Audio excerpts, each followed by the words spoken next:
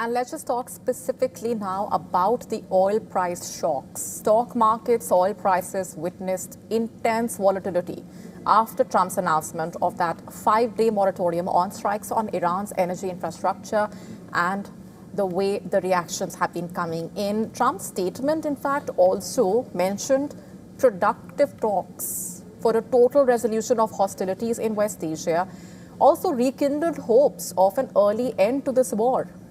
Now, this initially boosted market sentiment, leading to a surge in U.S. stocks. For instance, S&P 500, a stock market index tracking performance of 500 largest traded companies in the U.S., and Nasdaq soared about 3% on Trump's post, for example. Similarly, Dow Jones Industrial Average futures also rose by 1,300 points immediately. The UK's FTSE 100 also recovered, trading up 13 points. There was also a ripple effect when it comes to the oil prices, of course. Crude oil prices, which have risen nearly 60% since the start of the war, dropped nearly 10% after Trump's statement. Around 9 a.m. New York time, international Brent crude oil fell to around $101 per barrel, whereas U.S. crude oil slumped to $89 per barrel.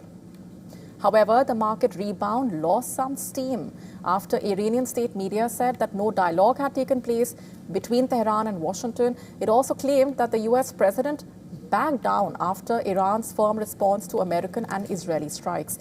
As a result, the gains of S&P 500 and Nasdaq faded to 2%. Also, Dow Jones Industrial Average futures pulled back to about 975 points. Even the oil prices increased slightly. Speaking to the media later, Trump stated that his West Asia envoy Steve Witkoff and his son-in-law Jared Kushner conducted talks with the Iranians. While he did not reveal who represented the Iranians, the U.S. president mentioned that the U.S. is talking to a respected leader, revealing that both sides had major points of agreement. Trump also hinted that there could be a deal very soon. Let's play this out for you. We have had very, very strong talks. We'll see where they lead. We have major points of agreement. I would say almost all points of agreement.